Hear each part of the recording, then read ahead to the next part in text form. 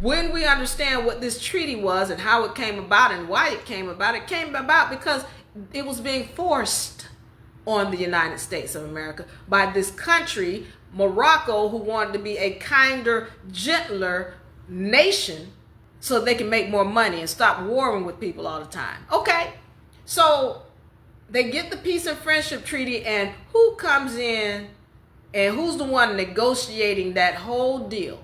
Well, George Washington. Who is George Washington? I talked about the organic constitution. The original or organic constitution had a 13th Amendment. And in that 13th Amendment, it said, if you are any kind of royalty, it's called a royalty clause, meaning a king, a queen, a duchess, a prince, or anything like that, you were not qualified to be president of the United States of America. And they were serious about that because they know how these so-called royalty folks try to get into a situation and they take it over and then they rule it by family. They didn't want that. The original, these elite Moors, they didn't want that kind of business going on in the United States. That's why they had that clause. But here comes George Washington. Well, who is George Washington? He is a direct descendant of the Queen of England. This was kept quiet.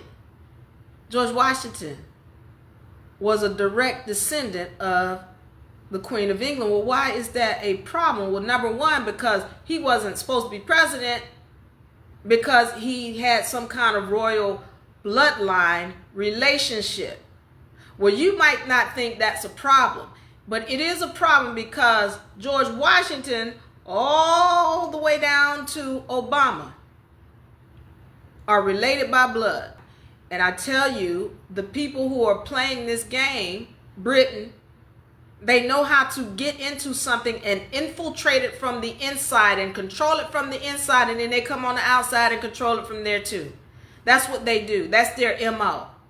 So here you've got a situation where the United States has won its independence from Britain. Britain infiltrated from the inside, starting with George Washington, which is why in school you're taught that George Washington was the first president, but not about all the melanated presidents that came before him. Not to mention George Washington was melanated himself. So was Abraham Lincoln and everybody in between them.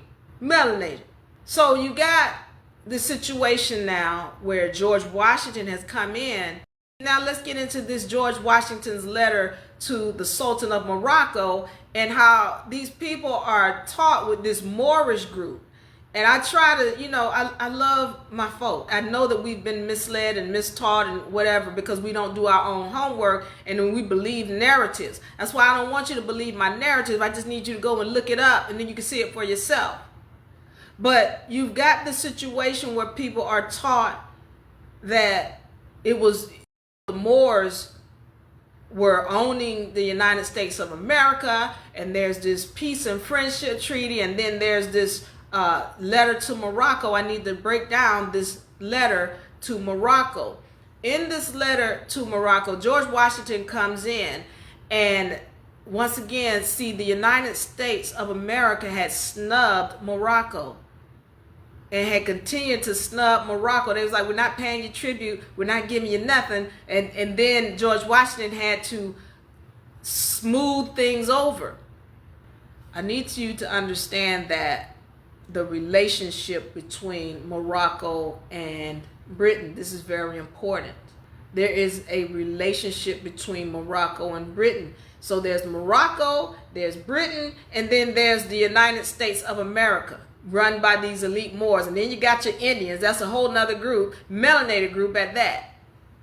But Morocco and Britain had been in bed together since before the United States of America was even thought about. What do I mean by that? They had been trading together. When you look at Morocco, Morocco is one of the Barbary countries. It's a Barbary country. Tunis, Algiers, Tripoli, Montezuma, Morocco, they're all Barbary countries. Well, you need to understand who owned the Barbary company. Well, that was Britain. They had been trading and been in bed together since the 1300s, 1400s. They had been trading sugar and other things. Britain had sent one of their people to be the right-hand man to the Sultan of Morocco. They were married. They were in bed together in business. So when this whole thing went down where the United States kicked Britain out, well, who you think Morocco sided with? They sided with Britain.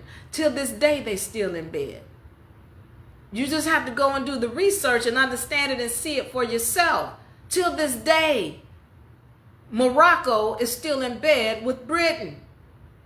So I need y'all to understand, Moors, those of y'all with this Moorish science temple and all of this, I need you to understand some things that are going on and how you keep writing contracts. And when you write contracts, then they're going to hold you to it. So you've got this situation where the Moors or Morocco has this treaty, and then George Washington writes this letter to the Sultan of Morocco. And he says in this letter, oh, you're a magnificent, wonderful magnitude, Morocco Sultan. We love you, and we want you to know we're so sorry. We're so sorry that we didn't send you this information sooner, but I'm sending you a new constitution. I'm sending you a new constitution because I had to rewrite the Constitution, Sultan, but you're going to like this Constitution. So I'm sending you this new rewritten Constitution, which takes out that 13th clause that says there's not supposed to be any royalty. Somebody gave him permission to rewrite the organic Constitution because he wasn't supposed to be president. Okay. Not only that, he says some other things in that document. Something about the United States is under your domain. What he's basically saying is we're paying you tribute to keep you from stealing our ships. Even if you go and read the Peace and Friendship Treaty, it makes it very clear that these are two separate nations. You got the United States of America and you got Morocco. There's nothing whereby Morocco owned the United States of America. But people want to keep telling you this, and I'm going to tell you why they want to keep telling you this, melanated people. All right. So now you've got this situation where George Washington has written this letter to the Sultan of Morocco, and he's saying all of these things about, yeah, we're sorry we're late. I got this new constitution. Then he says another thing that people just are not paying attention to. But he says, I thank you for helping us out with that situation with Colonel Proctor. Now, who is Colonel Proctor? This is a guy who would go and seek the Indians and kill them. That was what he did. That was what he was known for. They called this dude and, hey, we got these Indians over here. We need you to go over there and kill off all them Indians. And that's what he would do. And he was part of George Washington's army. And George Washington saying to Morocco, thank you, Morocco, for helping us with Colonel Proctor so he can go kill more Indians. So you tell me, do you think that Morocco was a friend to the original people of this land? Because the original people of this land were melanated. They look like me. I'm telling you what the original people look like. And we got proof of this. We got images and pictures and drawings of what the original people look like. And so what I'm saying to you is that you got three groups of melanated people: Moroccans, the people the elite Moors who was running in the United States of America, even Britain, that were coming down on the original people, the Indians of this land, who don't know who they are, who run around calling themselves black and colored and Negro today. If you want to see more about that topic, click this link below.